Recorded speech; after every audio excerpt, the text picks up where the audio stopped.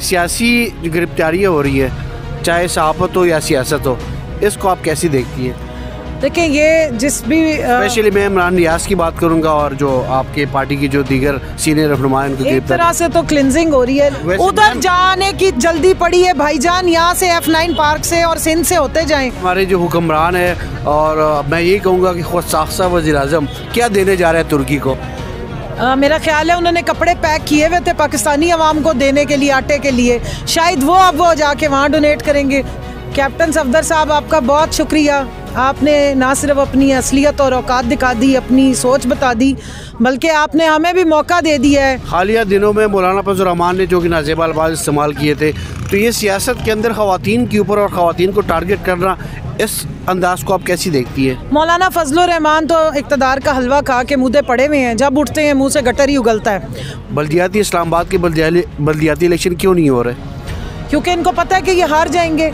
अब कांपे टांगती नहीं है, कांपे खड़कती रहती हैं, बंद ही नहीं होती हैं सारा दिन। डार साहब आ गए तो डाल इतना डर गया कि वो आसमान में जाके पहुंचा।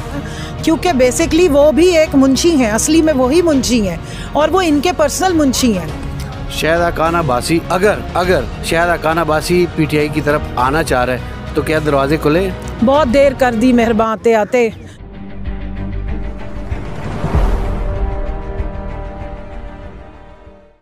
मैम, आज आप लोगों ने एहतजाज किया है, जो कि आप पाकिस्तान तहरीक इंसाफ की वुमेन विंग की सदर भी है और एक माँ भी है, एक बेटी भी है, क्या कहेंगे आप? देखिए, पाकिस्तान तहरीक इंसाफ वुमेन विंग तो हमेशा से आपको सड़कों पे नज़र आई है। पब्लिक इश्यूज़ हों, सोशल इश्यूज़ हों, ख़वातीन के इश्यूज़ हों, हमेशा उठाते हैं, बात करते हैं, क्योंकि हमें अपनी आवाम की फ़िक्र है। और जब हम असम्बली में थे तो इस पे हमने कानून साजी की है, हमने एंटी रेप लॉज बनाए हैं और उसकी इम्प्लीमेंटेशन को यकीनी बनाया था। फिर उसके बाद ये रजीम चेंज ऑपरेशन हो गया और उसके बाद हमारी हुकूमत निकाल दी गई, और जो आई है उनको तो फ़िक्र ही नहीं है। उनके वलैती हुक्मरान हैं, उनकी बेटियां, माएँ, बहनें जो हैं वो सारी बाहर होती हैं, और बशमूल मरियम जो पूरी पाकिस्तान मुस्लिम लीग नून को या PDM को अब जो है वो लीड कर रही है।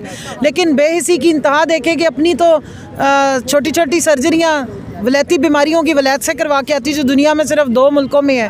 पाकिस्तान की जो आवाम है या यहाँ पे जो ख़वातीन हैं, बच्चियाँ हैं, उनकी हिफाजत क्या, उनके साथ कोई प्लस माइनस हो जाए और इतने बड़े बड़े खौफनाक वाक़यात हो जाए, और वो भी पाकिस्तान के दारुल खिलाफा इस्लामाबाद जैसे शहर में, जो जिस रिलेटिवली पूरे पाकिस्तान से जहाँ पे क्राइम रेट कम है, जहाँ पे अमन अमान था, जहाँ पाकिस्तान की माएँ बहनें बेटियाँ पार्कों में जाते हुए शर्मिंदा नहीं होती, घबराती नहीं, परेशानी होती, वहाँ पे ये होना शुरू हो गया कि गन पॉइंट पे, असले के ज़ोर पे इज्तिमाई ज़्यादती की गई है। और एक लफ्ज़ आपने ना किसी कन्वेंशन में सुना, ना किसी प्रेस टॉक में सुना तो तबर्रे सुने पाकिस्तान के उस लीडर पे जो इस आवाम की हकूक़ की जो गारंटी कर रहा है, इनकी आवाज़ है, जो पाकिस्तान के फ्यूचर की आवाज़ है और उसकी गारंटी देता है, उसको दबाने के लिए पूरा PDM का टोला नाअहलों का इकट्ठा हुआ है। ना यहाँ महंगाई पे बात होती है, ना यहाँ लाकानूनियत पे बात होती है। और IG पुलिस जो है इस्लामाबाद के, खैर से उनको तो एक ही स्टैंडिंग ऑर्डर है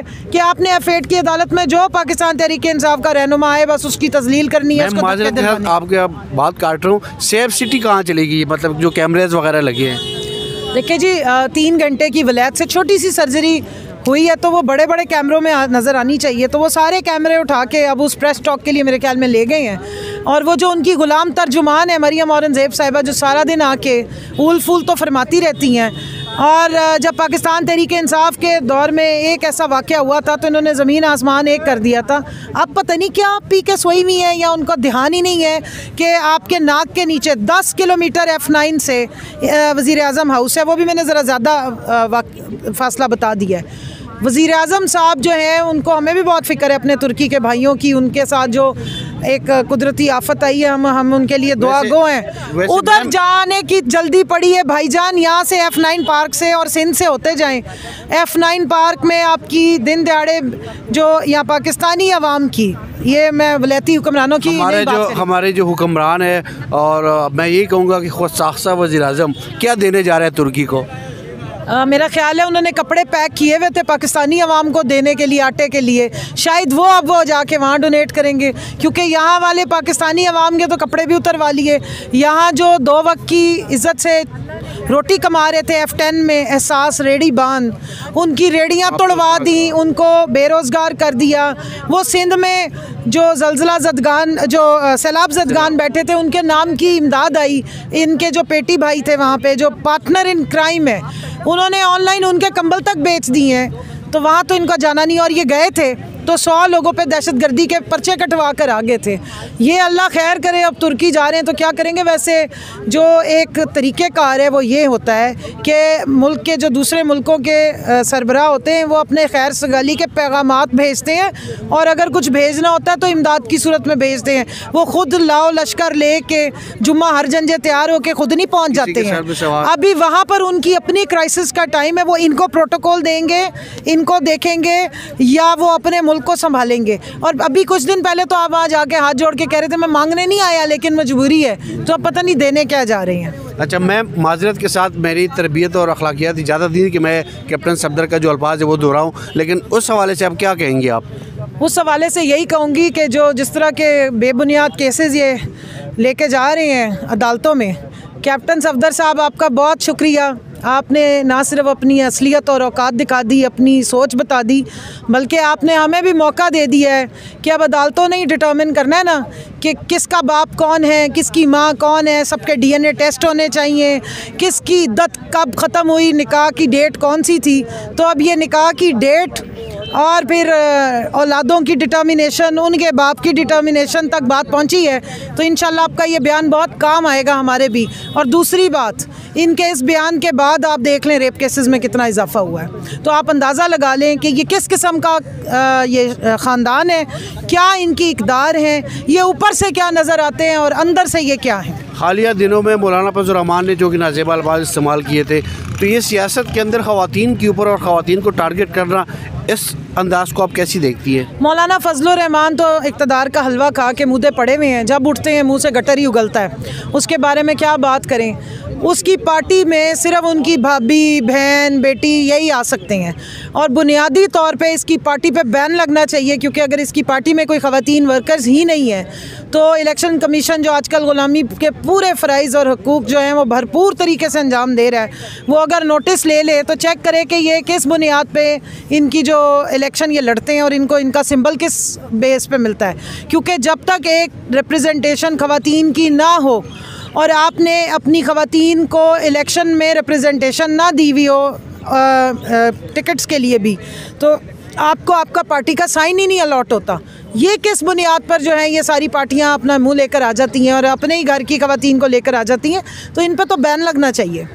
अच्छा, खान साहब ने जो कि तहरीक शुरू करने है कि जेल भरो तहरीक, इस हवाले से आप क्या कहेंगे? आप एज एक चेयरपर्सन भी है, सदर भी है वुमेन विंग की और सीनियर रहनुमा पाकिस्तान तहरीक इंसाफ की। देखिए, ख़वातीन हमारी चाहे 25 मई हो, चाहे जून में जब हमने पार्लियामेंट के सामने प्रोटेस्ट किया, या उस दिन से लेके आज तक आपने ख़वातीन को देखा है। पाकिस्तान तहरीक इंसाफ की ख़वातीन ने हर जुल्म के ख़िलाफ़ आवाज़ उठाई है, हर तहरीक का फ्रंट से जाके उन्होंने लीड की है। कभी हम ना डरे हैं, ना छुपे हैं, ना हम भागे हैं। शेलिंग हमने सामने से जाके बर्दाश्त की थी, हम भागे नहीं थे, बल्कि उस वक्त ही सिर्फ ख़वातीन और बच्चे जिस वक्त शेलिंग की गई है।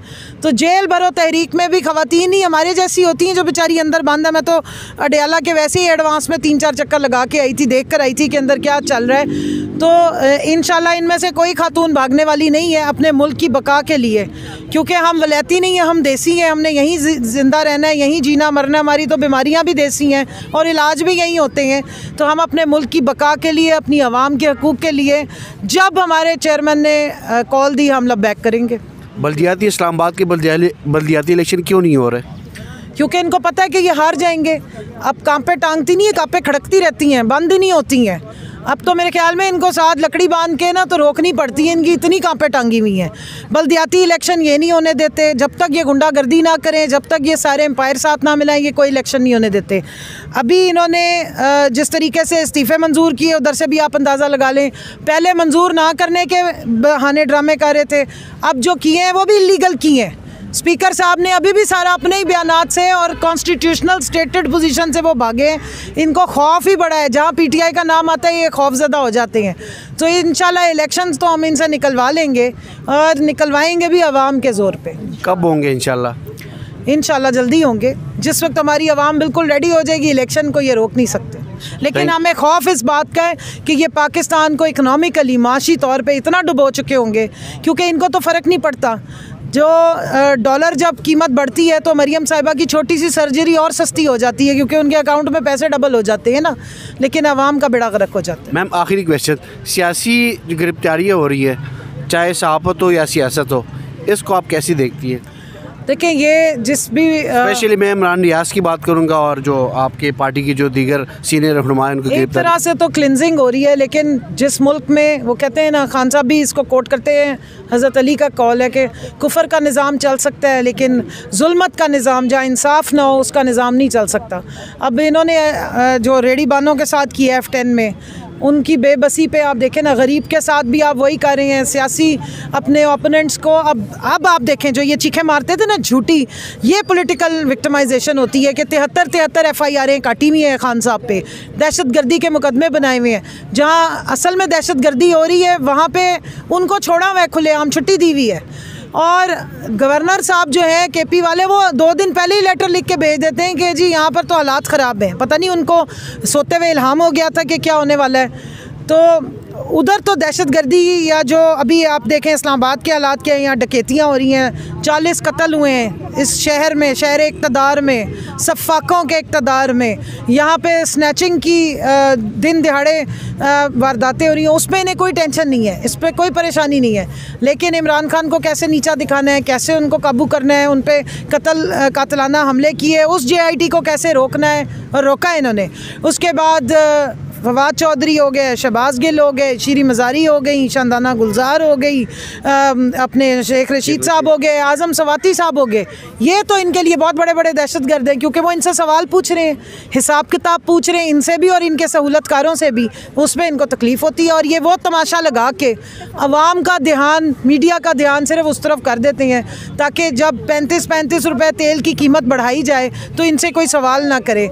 जब ये डॉलर 300 रुपये से ऊपर चला जाए, इनको कोई ना पूछे। आटे की लाइन में 6 बच्चों का बाप मर जाए, इनको कोई ना पूछे। दिन दिहाड़े बच्चियों के रेप हो जाएं, इनको कोई ना पूछे। ये अपने अपने काम जारी रखें और 239 लोगों को बुला के किराए पे तो अपने ओथ लेते रहें और ड्रामे कर करके दिखाते रहें। वो महंगाई मार्च भी ख़त्म, वो पहले जो इलेक्शन के चैलेंज होते थे, और झूठ के पलंदे सारा दिन। डार साहब आ गए तो डॉलर इतना डर गया कि वो आसमान में जाके पहुंचा।